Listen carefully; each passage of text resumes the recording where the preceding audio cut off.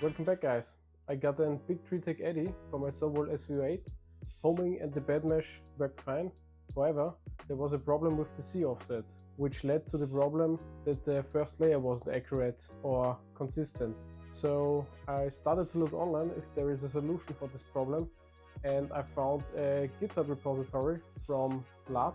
It's called eddy-ng, which is basically a tap function for the eddy probe, which means you scan the probe with the eddy current, and after that the nozzle taps the print bed, which can determine the tap offset, so the C offset for the print is always perfect.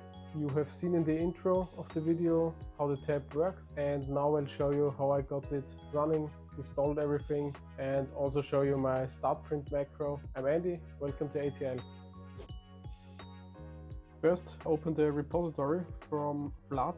He is the one who programmed and created the eddy-ng, which allows to tap the bed. Once you open the repository, head over to the wiki, and then you get this page. Here is explained how this all works, and also on the side here you got the steps what you need to do to get the eddy-ng or the eddy tap running with your system. So with what components can you use this eddy-ng here? A little bit further down on the requirements you can see you can use this with a bunch of eddy current probes, but it's important that they have the LDC 1612 eddy current probe. That's the BTT Eddy Duo, the eddy coil cartographer, and the mellow fly. For this video here I will use the BTT Eddy Duo in the USB mode. When we head back up, the first chapter will be the installation. For that you just need to open a SSH terminal. You can use PuTTY or something other. I just used the PowerShell from Windows here. Just connect to your system with SSH, and after that you just have to copy the commands. So this would be here the CD, and then you clone the repository from GitHub. After that move to the directory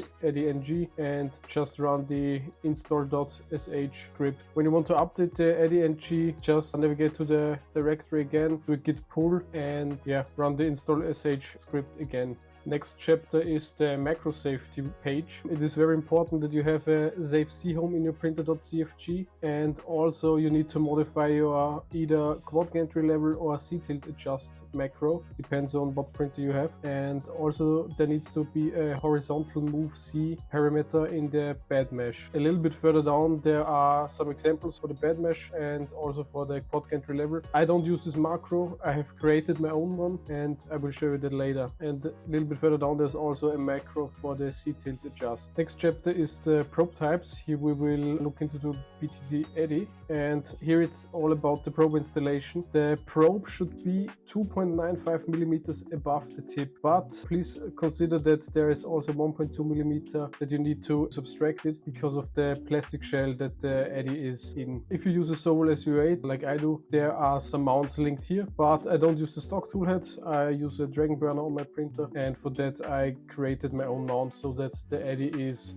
approximately 3 millimeters above the nozzle. In the first step we installed eddy-ng with our install.sh script, and now it's important that if you already had Eddy installed, you need to remove some parts of your printer config. I will show you right now. And now you need to remove everything that has to do with Eddy. In this case that would be MCU Eddy, temperature sensor BTT Eddy MCU, probe eddy current BTT Eddy, and temperature probe BTT Eddy. these are the things that are needed that Eddy will function and communicate right with the printer. You could just delete this or comment it out. And further down I have a few macros. I just marked them with Eddy macro stuff. You also need to remove these or comment them out so they won't interfere with other macros that are in the eddy-ng repository. And also, if you already ran the Eddy, there are some saved variables in the save config part down here, and that are mentioned in probe eddy current BTT Eddy.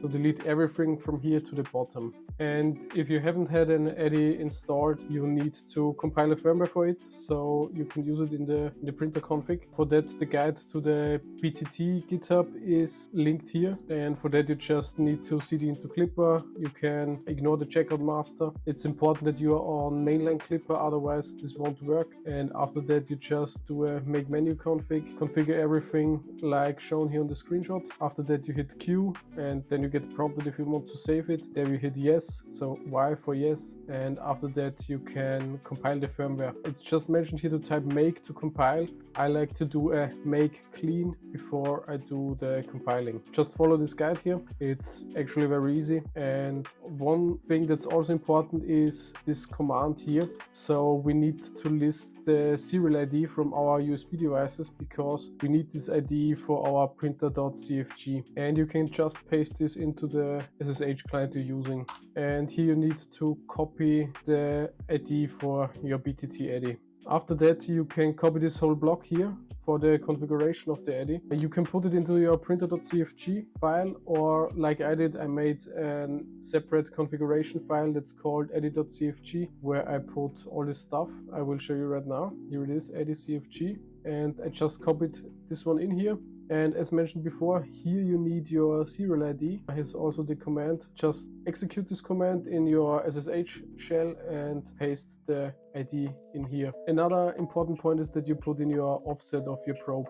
So if it's to the side, you need to put in here the X offset, and if it's further forward or back, you need to put in an Y offset. On my Dragon Burner, the probe is just 30 millimeters behind the nozzle. The next chapter is the calibration, and first off you should run a probe eddy-ng status command so you can see if your system really communicates with the Eddy. You should get the output like shown here, and after that we will begin with the automatic calibration. For that you just home X and Y. You can use the G-code here or just use the buttons here in mainsail. So hit X and hit Y. You need to run the probe eddy-ng setup command. Before we run the setup command, you want to move your printhead so the Eddy on the printhead is definitely above the print bed. In my case, as you can see here, the Eddy wouldn't trigger because it's too far back and there is only plastic and no metal surface. So for that you need to jog the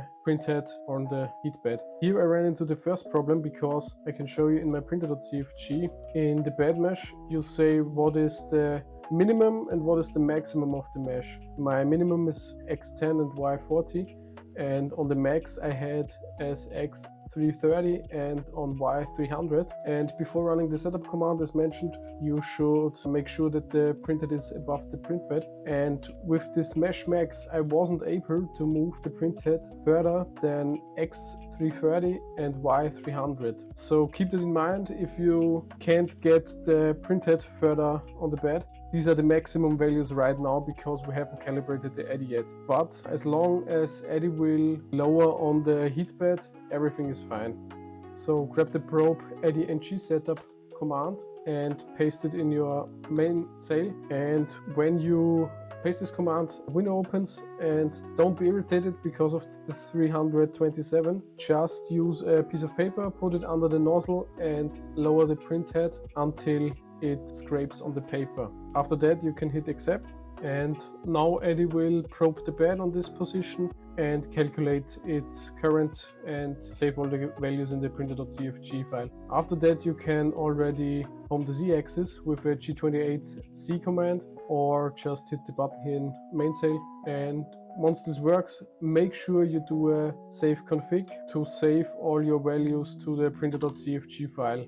The next chapter is the tab chapter here in the wiki. You can grab the command here, probe eddy-ng tab, and paste it in your console, and then Eddy will try to tap the bed. As you can see, tap 1, tap 2, tap 3, everything worked out. Eddy taps up to 5 times and it needs to have 3 successful taps, and of these 3 taps he calculates the average, and this one is then used as a Z offset.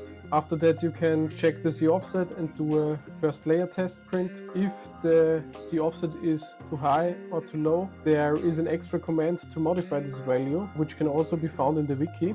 You can find the command in the adjust tab C section. In the printer.cfg file on the bottom there will be stored a value that looks like this, tab adjust C, and then the value behind it. And the command to set this value is right here, probe eddy-ng set tab adjust C and then the value. You can also just head into the printer.cfg and put it in here manually. As you can see, I got mine at negative 0.025.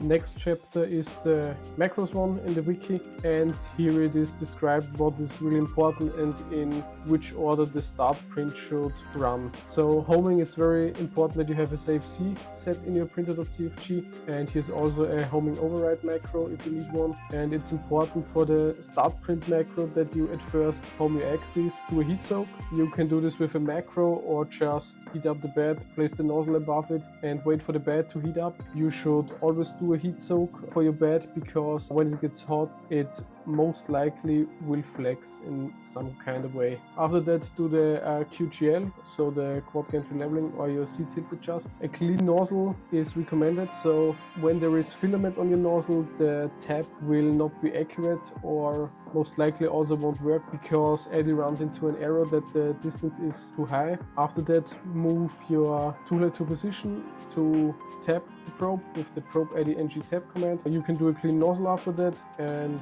then you do your bed mesh and then just start printing. I don't do the second nozzle cleaning. And in your end print you should set the tap offset back to 0, so nothing gets wrong if you don't power off your printer, and start a new print after this one finished. And now I will show you my macro and talk a little bit of what it does where. So this is my start print macro, and I will just explain the different sections shortly. We start with setting the bed and extruder temperature. After that we check if we're in the prepare state. Here I like to start with heating the bed, and I also do a -1 because somehow, even with my PID tuning, the heat bed always overshoots by 1 degree, and this is a little bit annoying because I have to wait about 1 or 2 minutes to get it down at 1 degree and start with the next procedure here. After that we check if all axes are homed. If not, we home them. Also the filament gets checked if the sensor is triggered, so there is filament inside. After that it checks if the bed is heated.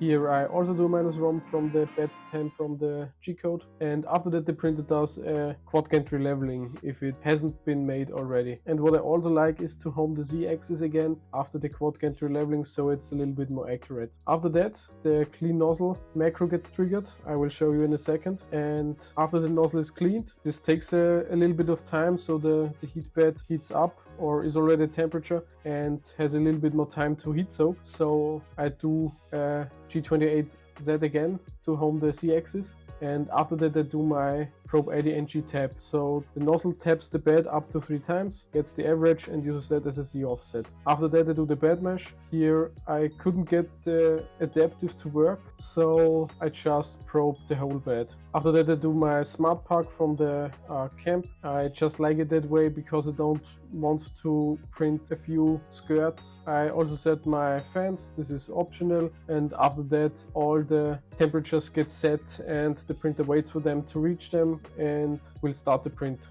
Now to the clean nozzle macro. In my clean nozzle macro there is a check if all axes are homed. If not, it will home with the G28 command. When you run G-code, so the start print macro gets triggered, this doesn't matter. This is just for when you don't run a print. After that we move the printed further back, and then temperature of the nozzle gets set to 150 degrees, because with this temperature it is possible to get the plastic or the filament off of the nozzle, but nothing should ooze out out of the tip of the nozzle, so we won't get an inaccurate reading from our tap. After that, the nozzle just does a zigzag and a back and forth. These are these coordinates here, and after that it just moves up for 10 millimeters, and then the start print macro continues. One additional important setting is in the bed mesh calibrate macro. So I renamed the existing one, which is the BTT bed mesh calibrate, and it is really important that you call the BTT Eddy mesh calibrate macro with the method rapid scan. If you don't do this, the nozzle will do kind of like a tap, so it moves to the point on the bed, does the Z-hop, lowers down, does the Z-hop, lowers down, and with the rapid scan method that is mentioned here, it just sweeps over the bed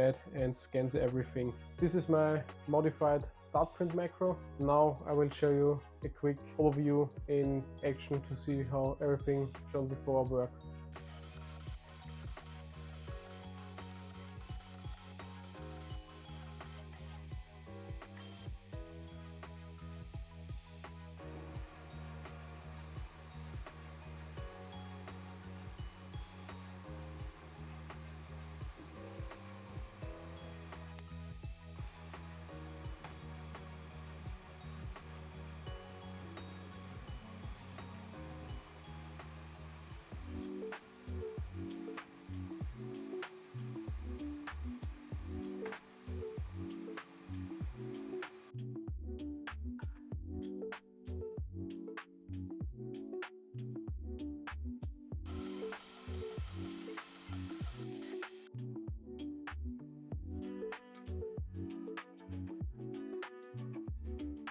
I'm really happy with the tap function for the BTT Eddy. Big thanks to Vlad for this awesome project, and let me know in the comments down below if you already use tap or plan to use tap now, and if you have a problem, let me know down below. I will try my best to help you. If you like this content and you want to see more, make sure to hit the like button and subscribe. See you next time. Bye.